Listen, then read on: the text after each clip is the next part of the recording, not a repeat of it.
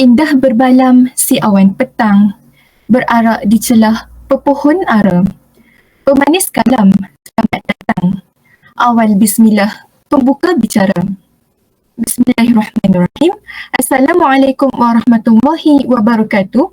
Salam sejahtera, salam kasih dan salam sayang. Salam satu Malaysia saya ucapkan kepada warga webinar sekalian. Alhamdulillah, bersyukur kehadrat ilahi kerana dengan limpah dan kurnianya dapat kita bersama-sama mengikuti program webinar santai pada malam yang indah ini. Jutaan terima kasih saya ucapkan kepada semua tetamu yang sudi hadir untuk menyertai webinar santai ini walaupun dengan kekangan masa yang ada. Kehadiran anda semua amat saya hargai. Baiklah, sebelum saya memulakan webinar kita pada malam ini, izinkan saya membuat sedikit perkenalan diri. Nama diberi ialah Nur Insyirah binti Kamal Syabari, merupakan pelajar PPISMP Option TESOL ambilan Jun 2022. Saya selaku moderator anda semua pada malam ini. Oleh yang demikian, sekiranya terdapat sebarang kekurangan daripada pihak saya, terlebih dahulu saya menyusun jari memohon kemaafan. Warga webinar yang saya kasihi sekalian, bersama saya pada malam ini ialah dua ahli panel undangan yang arif lagi bijaksana. Izinkan saya memperkenalkan panel pertama iaitu Muhammad Aiman Idlan bin Syamsul yang merupakan mahasiswa guru option pendidikan Islam di IPG Kampus Tun Hussein On. Seterusnya, panel undangan kedua ialah Muhammad Saiful Hafiz bin Hamzah yang merupakan pelajar jurusan Sains Komputer di Kolej Matrikulasi Kedah. Topik webinar kita pada malam ini ialah mencontohi akhlak dan pengurusan emosi Rasulullah SAW dalam menangani cabaran kehidupan seharian sebagai khalifah Allah di muka bumi ini. Sebelum kita pergi dengan lebih mendalam, suka untuk saya kupaskan sedikit tentang topik kita pada malam ini. Rasulullah SAW ialah sebaik-baik umat. Baginda memiliki kepujian akhlak yang tinggi bukan sahaja dalam konteks rumah dan masyarakat, bahkan atas kedudukan baginda sebagai pemimpin. Memang benar, bukan mudah untuk mencontohi dan mengikuti akhlak Nabi Muhammad SAW. Namun, kita perlu mempraktikkan sifat dan sikap terpuji baginda mengikut keupayaan masing-masing. Apatah lagi dalam menelusuri kehidupan kita pada zaman modernisasi yang penuh dengan pelbagai ragam dan budaya ini, akhlak mulia Rasulullah SAW sekiranya diamalkan akan disenangi dan memberi manfaat kepada semua makhluk. Dalam konteks khalifah pula, hakikat manusia sebagai hamba Allah Subhanahu Wa Taala bukanlah satu penghinaan atau satu kehinaan, kerana sebaliknya hamba Allah adalah satu gelaran yang paling tinggi kepada manusia. Seperti yang ditegaskan di dalam keistimewaan atau kemuliaan manusia sebagai hamba Allah ialah manusia telah dianugerahkan tugas dan amanah tidak dipunyai oleh seluruh makhluk yang lain, iaitu khalifatullah di muka bumi. Sebagai amanah dan tanggungjawab oleh Allah di muka bumi ini, tentunya kita tidak lari daripada kesalahan kerana kita semua manusia. Tambahan pula, kita terpaksa mendempani pelbagai cabaran pada akhir zaman ini. Justru, kita sebagai khalifah Allah perlu mencontohi kemuliaan akhlak Rasulullah SAW dalam menangani cabaran kehidupan seharian di muka bumi ini. Sebagaimana firman Allah Subhanahu Wa Taala dalam surah Al-Anbiya ayat 107 yang bermaksud, dan tidaklah engkau diutus wahai Muhammad melainkan sebagai rahmat ke seluruh alam. Sesungguhnya kedatangan Rasulullah SAW adalah bagi mendidik umat manusia supaya berada dalam kesempurnaan akhlak dan sahsiah. Tanpa melengahkan masa, saya dengan segala hormatnya menjemput panel pertama iaitu Muhammad Aiman Idlan bagi mengupas topik ini dengan lebih mendalam. Dipersilakan. Okay, baik. Terima kasih kepada saudari moderator. Bismillahirrahmanirrahim. Assalamualaikum warahmatullahi wabarakatuh. Kepada semua yang berada di dalam program ini. Okay, baik. Jadi pada malam ini saya akan berkongsi tentang bagaimana kita ingin mencontohi akhlak Nabi Muhammad SAW. Seperti mana yang kita semua umum mengetahui, kita sebagai orang Islam kita mesti tahu kan, yang Nabi SAW ni dia memang terkenal dengan sifat ataupun peribadi yang mulia sejak baginda kecil lagi. Sebelum dilantik menjadi Rasul pun, baginda telah pun mendapat gelaran Al-Amin oleh daripada seluruh penduduk Mekah pada ketika itu, menunjukkan betapa mulianya ataupun betapa baiknya peribadi ataupun akhlak Rasulullah SAW. Ada satu hadis yang diriwayatkan oleh Abi Hurairah radhiyallahu anhu, di mana Rasulullah SAW bersabda, sesungguhnya aku diutuskan untuk menyempurnakan akhlak. Hadis riwayat Baihaqi. Secara istilah, ya, Imam Al-Ghazali pernah menyebut bahawa akhlak adalah satu sifat yang baik, yang biasanya siapa yang memiliki akhlak yang baik, dia memiliki sifat yang baik, maka dia memiliki akhlak yang baik. Dan kalau sebaliknya, jika dia memiliki sifat yang tak baik, maka akhlak juga akan jadi tak baik lah. Akhlak disebutkan dalam Al-Quran juga menerusi surah As-Sad ayat 46 yang bermaksud, sesungguhnya kami telah menyucikan mereka dengan menganugerahkan akhlak yang tinggi kepada mereka, iaitu mengingatkan manusia kepada akhirat.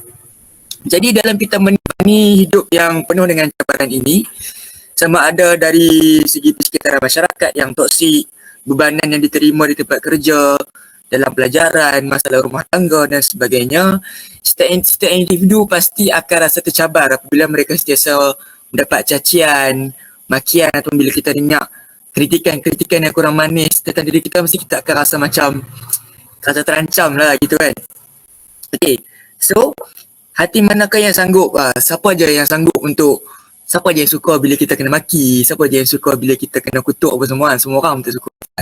So, jadi dalam dunia yang penuh bercabai ini, ramai umat manusia hilang pedoman apabila nafsu merajai diri melebihi daripada keimanan. Tidak sanggup menerima cacian, maka dibalas juga dengan 1000 api kemarahan dan akhirnya menimbulkan fitnah akhir zaman. Okay, jadi baik, bercakap pasal cacian makian ni, saya ingin berkongsi satu kisah yang mana tentang Nabi kita, Nabi Muhammad SAW dengan seorang orang tua Yahudi yang buta. Okay, semasa zaman Rasulullah SAW dulu, ada seorang lelaki tua yang berbangsa Yahudi. Lelaki ni buta, tetapi walaupun lelaki ni buta, tapi kekurangan lelaki tua tu hanya pada mata. Mulut dia tetap lantang mencaci maki kan. So nak dijadikan cerita, lelaki tua ini amat memusuhi Islam dan membenci Rasulullah SAW. Tapi walau bagaimanapun, walaupun lelaki tua ni asyik suka maki Nabi, kata Nabi macam-macam apa semua, sedangkan dia tak pernah melihat dan tak pernah mengenal Nabi pun. Tapi apa yang Nabi buat dekat lelaki tua ni, setiap pagi tanpa miss, maknanya tanpa terlepas, setiap hari Nabi akan bawa makanan dan suapkan kepada lelaki tua tersebut tanpa Nabi berkata sepatah pun. Nabi suap makanan dekat dia tanpa Nabi bercakap pun, supaya orang tua tu tak kenal siapa yang bagi makan dekat dia. Hari demi hari, sampailah hari kewafatan baginda SAW. Apabila baginda telah wafat, baginda telah pun mengamanahkan kepada Sayyidina Abu Bakar yang menjadi khalifah yang menggantikan Rasulullah SAW selepas kewafatan baginda untuk sambung bagi makan dekat lelaki tua tu. Tiba-tiba masa Sayyidina Abu Bakar menyuapkan makanan kepada lelaki tua tu, lelaki tua tu apa lelaki tua? Sebab lelaki tua tu dia kata macam dia, bila orang buta ni dia macam ada insting lah, macam dia dapat, walaupun dia tak buat, tapi dia ada orang kata apa, insting yang kita pun tak dapat rasa sebab kita pernah kelihatan kan. So untuk tu macam rasa lain, suapan tu rasa lain. Itu dia marah Sayyidina Abu Bakar. Dia kata, kamu bukan lelaki yang menyuapkan makanan kepada saya. Dia tanya, mana lelaki itu kan. Lepas tu Sayyidina Abu Bakar pun menangis, kan, sedih kan, Rasulullah SAW tak ada. So bila Sayyidina Abu Bakar menangis, Sayyidina Abu Bakar pun bercakap dan dia bagi tahu lah kepada lelaki tu, lelaki yang sebelum ini menyuapkan makanan kepada pakcik telah pun meninggal. Dan untuk pengetahuan pakcik, lelaki tersebut ialah lelaki yang selalu pakcik maki hamun, lelaki yang selalu pakcik hina, pakcik kutuk, yang kita sebut ialah Nabi Muhammad SAW. Mendengarkan kata-kata daripada Sayyidina Abu Bakar, pakcik itu pun serta-merta pada ketika itu juga mengucapkan 2 kalimah syahadah di hadapan Sayyidina Abu Bakar. Baik. Jadi sebenarnya jika kita berbicara tentang konsep kehidupan sekarang ni, nilai kesabaran yang tinggi amat penting kerana apabila kita sabar, tembok keimanan kita akan lebih kukuh. Macam ada satu hadis kata as-sabru minal iman kan. Sabar itu sebahagian daripada iman. Pada zaman teknologi di hujung jari ini, fitnah memfitnah, keji mengaji, umpat mengumpat, mengadu domba telah menjadi satu budaya yang orang kata apa telah pun dinormalisasikan lah. Tambahan pula dengan kewujudan media sosial yang tiada sempadan. Mungkin netizen bebas untuk berkata apa-apa tentang apa-apa saja tanpa mengira sensitiviti, tanpa mengira orang tu terasa ke tak terasa ke. Okay, tak ada sempadan. Jadi kita perlu mengambil alternatif untuk bersikap, untuk berpaksikan sikap dan sifat mulia Rasulullah SAW dalam setiap keadaan. Sebab tu antara salah satu cara untuk kita beramal dengan akhlak Nabi SAW adalah salah satu cara ni kita banyakkan membaca sirah Rasulullah SAW. Sebab apa? Dalam sirah Rasulullah tu dia cerita bagaimana Nabi bercakap, bagaimana Nabi berurusan dengan orang. So bila kita kerap membaca kisah Nabi, kita kenal macam mana cara Nabi. Jadi dari situ kita boleh mencontohi akhlak-akhlak baik yang ditunjukkan oleh Rasulullah SAW. Okay. Jadi dalam surah Al-Ahzab ayat 21 Allah dah berfirman dan bermaksud, sesungguhnya telah ada pada diri Rasulullah itu suri teladan yang baik bagimu, iaitu orang yang mengharapkan rahmat Allah dan kedatangan hari kiamat. Dan dia banyak menyebut Allah. Setiap umat Islam perlulah membantu umat dengan menjadikan sunnah dan akhlak Rasulullah sebagai pegangan, supaya perpaduan umat Islam dapat terjalin dengan erat. Jadi saya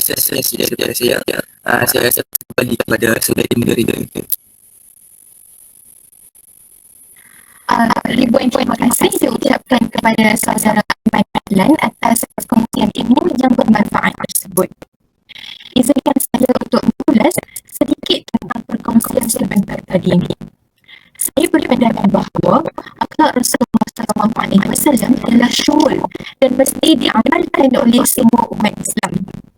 Namun, agama Islam juga berpegang kepada prinsip mudah, iaitu kita perlu mencontohi sifat mulia Rasulullah SAW mengikut kemampuan diri sendiri. Baiklah, sekarang kita akan teruskan webinar ini dengan subtopik pengurusan Rasulullah SAW yang akan dikendalikan oleh panel undangan yang kedua, iaitu Muhammad Saiful Hafiz. Sebelum itu, izinkan saya terlebih dahulu untuk memberikan definisi emosi menurut Islam. Emosi didefinisikan sebagai suatu ekspresi perasaan naluri yang kuat seperti sayang, gembira, malu, sedih, takut dan sebagainya. Ianya kehebatan dan kesensitivan perasaan yang sedang diluahkan dalam halaman pada perilaku tertentu atau cara kita menyampaikan perasaan. Berdasarkan ayat-ayat yang didapat para ulama, kejadian manusia adalah terdiri daripada unsur jasmani dan rohani. Islam tak pernah menafikan tentang wujudnya emosi dalam diri manusia. Kemampuan mengurus emosi merupakan salah satu faktor penting dalam kehidupan seseorang. Seseorang yang mempunyai intelektual yang tinggi berbentuk yang mampu menghadapi konflik yang lebih baik. Dalam Islam, Rasulullah SAW mestilah dijadikan panutan dan rujukan kepada seluruh umat Islam tentang emosi yang tepat dan cara Islamnya. Baiklah, sekarang saya suka citanya menjemput panel kedua Muhammad Saiful Hafiz bin Hamzah untuk memberikan perkongsian tentang perkara ini dengan segala hormatnya dipersilakan. Saya masih dalam kelas. Ya. Alhamdulillahirabbil alamin wassalatu wassalamu ala asyrafil anbiya'i wal mursalin wa ala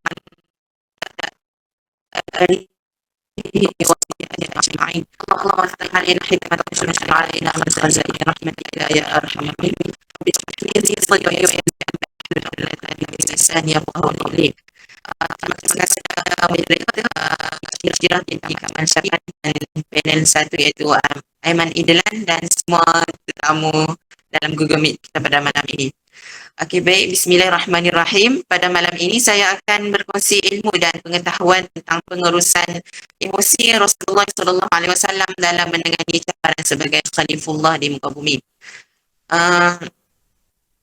Sudah terang lagi bersuluh, akhlak Rasulullah ini sangatlah dipuji oleh Allah sehingga kan ada satu potongan ayat iaitu wa innaka la'ala khuluqin azim.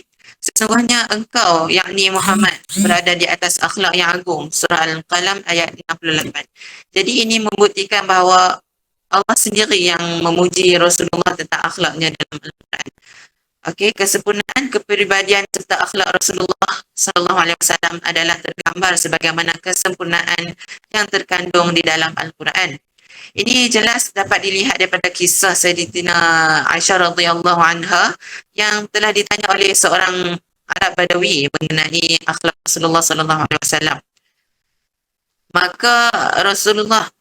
Maka beliau menjawab, akhlak Rasulullah SAW adalah seperti Al-Quran, iaitu dalam hadis riwayat Bukhari dan Muslim. Satu kesempurnaan kepribadian yang telah dididik dan dipupuk kalamullah. Malah segala pertuturan dan percakapan serta perbuatan baginda adalah berdasarkan kepada apa yang diwahyukan oleh Allah Subhanahu Wa Taala dan bukannya tanpa asas atau melulu tanpa bukti, dan tidak terjejas oleh pertuturan kerana menuruti kehendak hawa nafsu, keegoan diri maupun kejahilan terhadap membendung kehendak emosi yang tidak produktif. Inilah kelahiran Rasulullah SAW, iaitu satu kelahiran yang membawa kesempurnaan, yang membawa bersamanya kesempurnaan emosi dan perasaan. Matlamatnya ialah untuk diikuti dan menjadi panduan bagi golongan manusia tanpa perbezaan dan tiada keturunan. Kesempurnaan emosi dan perasaan yang dicontohkan oleh baginda SAW inilah yang menjadi pegangan dan ikutan kita semua. Sebenarnya inilah juga apa yang telah diajarkan oleh Rasulullah SAW kepada kita mengenai pengurusan emosi, ilmu terhadap emosi positif dan emosi negatif. Malah ia juga berkaitan kecerdasan emosi serta konsep dan operasi Islami tentang pengurusan dan kecerdasan emosi. Dalam hadis yang diriwayatkan oleh Abu Hurairah radhiyallahu an, Rasulullah SAW berpesan untuk berwaspada dalam marah. Emosi dalam Islam terdiri daripada emosi negatif dan emosi positif. Emosi positif terdiri pada gembira dan cinta. Kebiasaannya membawa kepada kebahagiaan. Manakala emosi negatif seperti sedih, marah, memberikan tekanan. Namun, setiap emosi adalah fitrah dan Islam tidak menghalang kedua-dua jenis emosi. Islam menekankan supaya umatnya menyalurkan emosi ke arah yang sepatutnya atau lebih dikenali sebagai kecerdasan emosi. Maka mengamalkan teknik kecerdasan emosi Rasulullah SAW dalam kehidupan seharian ini dapat membantu umat Islam mengurus emosi dengan betul. Sebagai manusia yang lemah, kita tidak lari daripada melakukan perkara mazmumah seperti tak mampu mengawal emosi marah. Mungkin terdapat kekangan untuk kita meluahkan perasaan marah tersebut, tetapi menurut Islam, kita perlu mempelajari teknik kecerdasan emosi supaya sifat buruk itu tidak memakan diri dan membawa pada. Dalam hadis yang diriwayatkan oleh Atiyah radhiyallahu an, bahawa Rasulullah SAW bersabda, sesungguhnya marah itu daripada syaitan. Dan syaitan diciptakan daripada api neraka dan api yang akan dipadam dengan air. Maka jika salah seorang daripada kamu marah, hendaklah dia berwuduk. Ditegaskan di sini bahawa Rasulullah SAW telah menunjukkan satu cara untuk kita mengawal perasaan marah, iaitu dengan berwuduk supaya dapat meredakan api kemarahan. Emosi marah ini boleh memberi manfaat kepada manusia jika digunakan untuk kebenaran dan keadilan. Tetapi emosi marah yang tidak dapat dikawal dan menurut hawa nafsu adalah dilarang dalam Islam kerana ia boleh membawa kepada kemudaratan diri dan orang lain. Seterusnya, Rasulullah SAW juga menunjukkan penekanan aspek emosi yang baik sebagai seorang suami dan bapa. Rasulullah SAW terlebih dahulu memulakan dakwah Islamnya kepada keluarga terdekat. Baginda menunjukkan pengurusan emosi yang matang apabila ditentang oleh bapa saudaranya iaitu Abu Lahab ketika berdakwah. Walaupun dihina dan dicaci, Rasulullah SAW tidak membalasnya dengan tindakan yang sama. Selain itu, kecerdasan emosi juga dapat dilihat apabila Rasulullah SAW memulakan dakwahnya dengan mengambil hati kaum keluarganya. Baginda memahami bahawa hati manusia yang dilembutkan dengan kasih sayang adalah sumber kepada kejayaan hubungannya bersama keluarga. Rasulullah SAW menunjukkan contoh ketua keluarga yang baik. Baginda melayan isteri-isteri dan anak-anak dengan penuh kasih sayang. Seandainya terdapat konflik, Rasulullah SAW tidak mudah melatah. Sebaliknya, baginda akan menghadapinya dengan bijaksana. Apabila Aisyah radhiyallahu anha difitnah, Rasulullah menyerahkan segala kebenaran kepada Allah Subhanahu wa taala. Namun apabila perlu bertegas, Rasulullah SAW mengambil tindakan yang tegas. Misalnya, terdapat konflik dalam rumah tangga baginda apabila isteri-isteri baginda saling berbincang secara rahsia yang dikhawatiri mengakibatkan perpecahan. Oleh itu, Rasulullah SAW mengambil jalan bertegas dengan situasi ini. Apabila berbicara dalam konteks zaman kini, kita sebagai khalifah Allah di muka bumi ini perlu cakna terhadap kecerdasan emosi orang lain dan emosi sendiri supaya kita dapat mengetahui bagaimana emosi tercetus dan kesannya kepada pembangunan diri serta hubungan sesama umat Islam. Pengurusan emosi yang tepat mengikut ajaran Rasulullah akan melahirkan mukmin sejati dan khalifullah yang hebat di muka bumi ini. Tegasnya di sini dalam mendepani liku-liku kehidupan yang tidak semestinya mudah ini, pengurusan emosi amat penting kerana emosi amat berkait rapat dengan kesempurnaan akhlak kerana sesungguhnya daripada Abu Hurairah radhiyallahu an, Rasulullah SAW bersabda, kaum mukmin yang paling baik ialah paling baik. Setakat ini sahaja perkongsian saya. Jadi terima kasih kepada semua warga webinar yang sudi mendengar. Sekian, terima kasih. Assalamualaikum warahmatullahi wabarakatuh. Alhamdulillah, sempurna sudah perkongsian ilmu dalam webinar kita yang bertajuk Mencontohi Akhlak dan Pengurusan Emosi Rasulullah SAW dalam menangani cabaran kehidupan seharian sebagai khalifah Allah di muka bumi ini. Sebelum saya mengakhiri sesi perkongsian ilmu pada malam ini, izinkan saya untuk mengulas semula perkara yang telah dikongsi oleh para panel sebentar tadi. Jika pada hari ini, masyarakat moden telah terdedah dengan apa itu kecerdasan atau kepintaran emosi serta kaedah pengurusan emosi, tetapi hakikatnya kelahiran Rasulullah SAW sebagai penyempurna akhlak manusia lebih awal mengajar manusia berkaitan kecerdasan emosi dan perasaan serta cara pengendalian emosi yang tidak terkawal agar menjadi lebih baik. Baginda telah mengajarkan untuk mengenali apa itu emosi, sama ada emosi negatif atau positif dan bagaimana sifat emosi itu boleh berubah menjadi sesuatu yang membina ataupun merosakkan beserta dengan cara pengendalian emosi. Inilah yang menjadi asas kepada akhlak dan tingkah laku manusia. Sebagaimana yang diajarkan oleh Nabi Muhammad SAW yang terhasil dari natijah keimanan sebagai pendorong tingkah laku yang sebenar. Akhlak ini jugalah yang akan menentukan keredaan Allah Subhanahu Wa Taala dan balasan syurga kerana sebaik-baik manusia di kalangan orang-orang yang bertakwa ialah mereka yang amat baik perangai dan akhlaknya kepada orang lain. Mari bersama untuk menghayati maksud sebuah hadis riwayat Imam Tirmizi. Sabda Nabi Muhammad SAW, "Bertakwalah kamu kepada Allah di mana sahaja kamu berada, dan iringilah kejahatan dengan perbuatan kebaikan, dan berperangilah kepada manusia dengan perangai yang baik."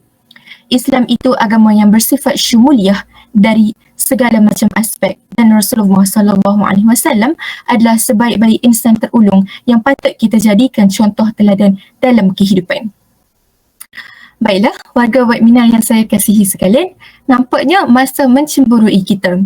Saya harap semua warga webinar dapat menghayati perkongsian ilmu ini dan istiqamah dalam mengamalkannya dalam kehidupan seharian kita demi mengejar hidayah Allah Subhanahu Wa Taala.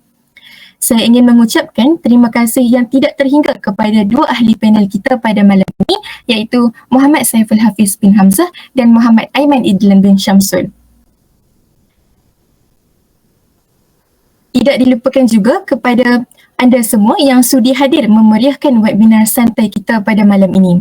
Kehadiran anda semua saya dahulukan dengan ucapan terima kasih. Bunga dedap di atas para, anak disusun pasang pelita. Andai tersilap tutur bicara, jari disusun maaf dipinta. Dari Kedah ke Pekansari, beli suasa di kota tinggi. Selesai sudah amanah diberi, di lain masa bersua lagi. Sekian, wabillahi taufiq wal hidayah. Wassalamualaikum warahmatullahi wabarakatuh.